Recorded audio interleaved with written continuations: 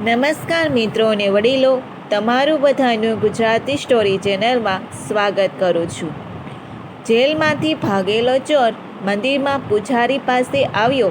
પછી જો આ સ્ટોરી તમને પસંદ પડે તો આ ચેનલને સબસ્ક્રાઈબ, લાઈક, શેર અને કમેન્ટમાં અભિપ્રાય જરૂર આપજો.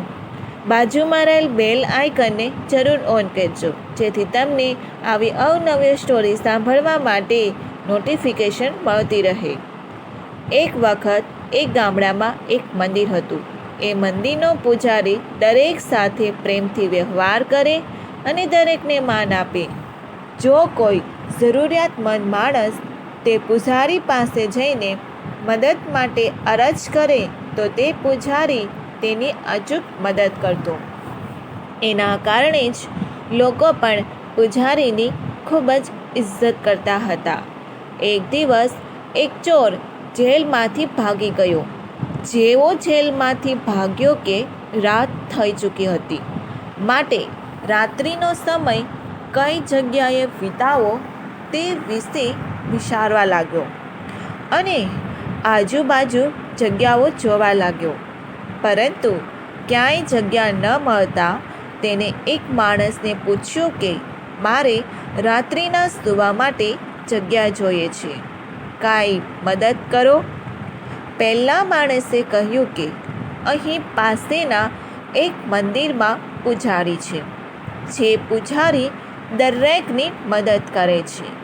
મને વિશ્વાસ છે કે એ તારી પણ મદદ કરશે, માટે તું તે પૂજારીને મળ.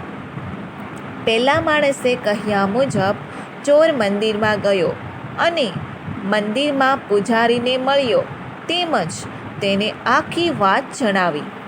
પૂજારીએ તે ચોરનું સ્વાગત મહેમાનની રીતે કર્યું અને ત્યાર પછી પૂજારીએ કહ્યું કે તું આજે રાત્રે મારી સાથે અહીં રોકાઈ શકે છે અને તું તારા હાથ, પગ અને મોઢું ધોઈ લે. મેં ખાવાનું બનાવ્યું છે તે તને આપું અને જમ્યા પછી તારી સૂવાની વ્યવસ્થા પણ કરી આપીશ. આટલું કહ્યું ત્યાં સુધીએ પૂજારીને ખબર ન હતી કે પેલો માણસ ચોર છે અને તે જેલમાંથી ભાગીને આવ્યો છે. પેલા ચોરે ખાવાનું ખાઈને ત્યાં જ સૂઈ ગયો. એટલામાં તેનું ધ્યાન પડ્યું કે પૂજારીના ઘરમાં તો ઘણા બધા સોનાના વાસણ છે અને આ જોઈને તેને ચોરી કરવાનો મનમાં ખ્યાલ આવ્યો.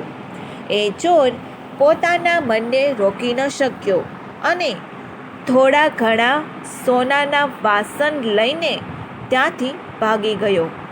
તે જેવો ભાગ્યો એટલામાં જ પોલીસ હોવાને કારણે તે પાછો પકડાઈ ગયો અને પૂછતાછ કરવા લાગ્યા. એટલે ખબર પડી કે સોનાના વાસણ મંદિરના પૂજારીના પાસેથી ચોરી કર્યા છે. આથી પોલીસે એ પૂજારીને બોલાવીને કહ્યું કે આ સોનાના વાસણ તમારા છે. ત્યારે પૂજારીએ કહ્યું કે આ વાસણ મારા જ છે, પરંતુ તમે આ માણસને કેમ પકડ્યો છે? આ સાંભળીને પોલીસ જવાબ આપ્યો કે આ એક ચોર છે, જેને તમારા વાસણ ચોરી કર્યા અને પછી ભાગી રહ્યો હતો. એટલામાં અમારી ઝપેટમાં આવી ગયો. હવે અમે આને સજા આપીશું. આથી પૂજારીએ કહ્યું કે જુઓ, તમારી કંઈક ભૂલ થતી હશે.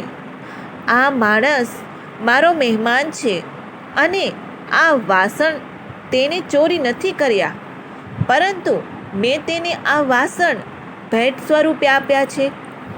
આટલું સાંભળીને ચોરની આંખો સ્તબ્ધ થઈ ગઈ અને આ સાંભળીને પોલીસે પણ ચોરને છોડી મૂક્યો.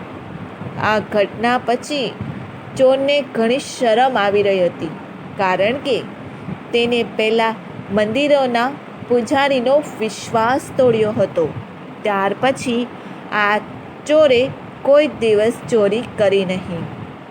આ સ્ટોરીમાંથી સમજવાનું એટલું જ છે કે આજની દુનિયામાં વિશ્વાસ કરવા લાયક માણસો બહુ ઓછા મળે છે, પરંતુ જો તમે કોઈ પર વિશ્વાસ કરવાનું શરૂ નહીં કરો તો તે પણ તમારી ઉપર વિશ્વાસ ક્યાંથી કરશે? આ સિવાય પણ એ બોધ મળે છે કે વિશ્વાસ એક એવી વસ્તુ છે જે કોઈપણની જિંદગી પણ બદલી શકે છે. જેમ કે પૂજારીએ વિશ્વાસ રાખીને વાત કરી તો ચોરનું હૃદય પરિવર્તન થઈ ગયું અને તેની જિંદગી સડમૂળથી બદલી ગઈ. આ સ્ટોરી સારી લાગી હોય તો શેર કરજો. જો આ સ્ટોરી તમને પસંદ પડી હોય તો આ ચેનલને સબસ્ક્રાઈબ, લાઈક, શેર અને કમેન્ટમાં અભિપ્રાય જરૂર આપજો. બાજુમાં રહેલ બેલ આઇકનને જરૂર ઓન કરજો. સાંભળવા માટે તમારા બધાનો ખૂબ ખૂબ આભાર વ્યક્ત કરું છું.